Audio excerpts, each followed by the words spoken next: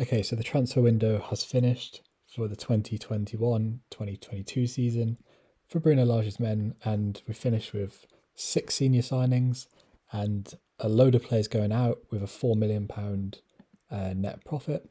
And the reaction on Wolves Twitter is meltdown right now over the signings or the not the signings we've made, but I think the lack of signings. Right, I don't think anyone actually has any issues, or at least I don't anyway, with any of the players we've actually signed, or even any of the players we've let go. I don't think anyone has a big issue with Patricio leaving or Owen Otasari leaving or Rafa Mir leaving. It just feels like there was a lot of key areas that have been neglected that even though Fosun haven't come out and said it directly, it feels like I've kind of been neglected for quite a while now.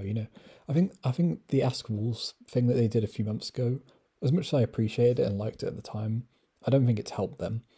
For me, I think I interpreted these a lot differently to everyone else. When I listened to it, what I was hearing from Jeff Shee and Scott Sellers was this is going to be a bad window. Don't get your hopes up. So I wasn't expecting a good window anyway. This is kind of the window I was expecting. Tim Spears was putting out his things going, Wolves are going to have to sell to buy. If Wolves don't sell Neves or Traore, then we're not going to spend much money. So it's kind of panned out how I expected it to with that £4 million net profit. That's what I was expecting, if I'm being totally honest with you. This isn't a big surprise to me, but it is to everyone else, and I understand that. And I kind of get why everyone's so annoyed. I don't want to judge the club too much because I think the European FFP situation, everyone knows the RFFP issue, and everyone knows that will be gone next season.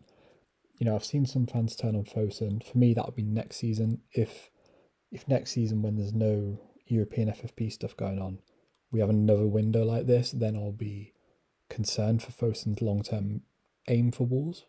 But right now, I don't really have any concerns yet. Now, the big issue I have is, has our 11 really improved? Or not even our 11, right? Because this was our main kind of squad last season, right? And the concerns everyone had was the fullbacks are fine, the wingers are fine, especially with Potenza and Neto getting back to full fitness. It's the central midfield and it's the centre backs. We had four centre backs, we had three central midfielders.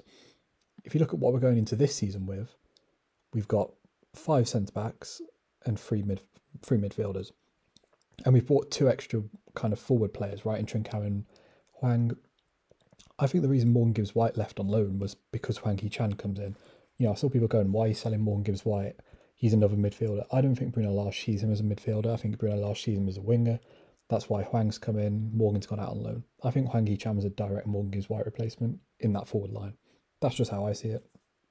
And look, by the way, Trincao, amazing signing. Hwang Hee-chan, worth a punt on loan.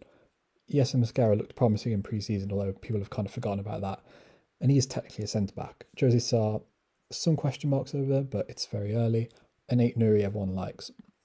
It's just concerning when you look at kind of the squad like this. Mascara's injury prone, Bolly's injury prone, Sace will go off to the AFCON, Cody's limited, Kilman's kicked on. So there's concern there. Jose Sarr isn't an immediate upgrade. Marcel's injury prone, although he's not shown it yet. Right back completely fine. That midfield. The reason I got so excited when this Renato Sanchez news broke, by the way, subscribe to the channel. But the reason I was so excited when that news broke is because we need a central midfielder for so long. And maybe Luke Cundle is the next Patrick Vieira or something. And actually, let me go on this one. Look, maybe Luke Cundle's amazing, and maybe Gianmartino can play another 38 games. But it's just concerning for me. When I look at this squad, I think our fullbacks are good. We've improved our wingers. We have enough forward options. But these weren't the main concerns for me anyway. The main concerns were central midfield and centre back. And unless Yerson Mascara turns into a world class centre back, or not world class. Unless Yerson Mascara turns into like a top half Premier League centre back, which is unlikely, especially with his injury, Wolves haven't really kicked on. And I'm not saying it's a misallocation of resources, because I get our FFP thing and I get why he's brought in more forwards. And for me, this just kind of helps Bruno Lage in a little bit. It kind of, obviously he would have wanted more players, but this has lowered the expectation for a lot of fans. And I think if Bruno Lage gets 10th this season, if we'd have made more signings, that wouldn't have been seen as a big success. Now that would be an amazing success. And the one thing about this window is the fact that we've got a new coach does make this a bit less concerning.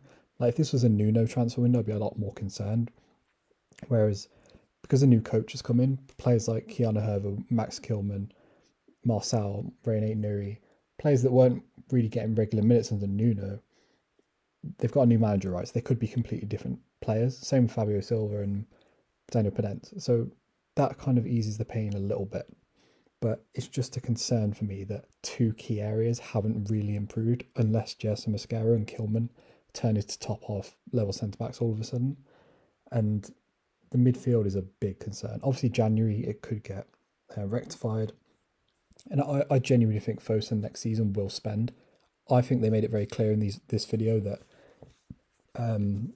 they think, for me, I watched this video and thought, yeah, they're kind of preparing for the worst.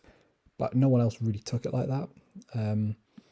So I'm very mixed on this because everyone's happy with the performances and everyone's happy with the signings we have made. It just feels like one or two things could have got done a lot earlier. But look, we'll see in it. I'm still excited for the season. I'm still positive about Bruno Lage. I love all the signings we have made and I'm positive. It's just, it feels like a bit of a kick in the teeth. You know, let's say we got Kamara over the line. That would be a central midfielder and centre-back depth. Perfect. No one would have complained. If anything, people would have praised Fosun for doing really good work on a limited budget. No one has issues with us doing loads of options to buy. So, like, I don't think Wolves fans were demanding, like, a Renato Sanchez. As much as we all wanted him, I don't think anyone was demanding it. It's just, it kind of got everyone's hopes up, right? But overall, if I had to rate this window, I'd say it's like a, given the FFP situation, I think it's a 6 out of 10 window. We've brought in a few extra attackers, which should help Bruno Lage play better football, which is what all Wolves fans want. Yes, Mosquera could kick on, and Jose Sá lowers the age of the squad. And we've got some good fees for Rafa Mir and Owen Otasawi, which hopefully will help next season when the FFP thing kind of goes away. But I don't think anyone could put this window higher than a 6 because we haven't got a centre-back and a central midfielder.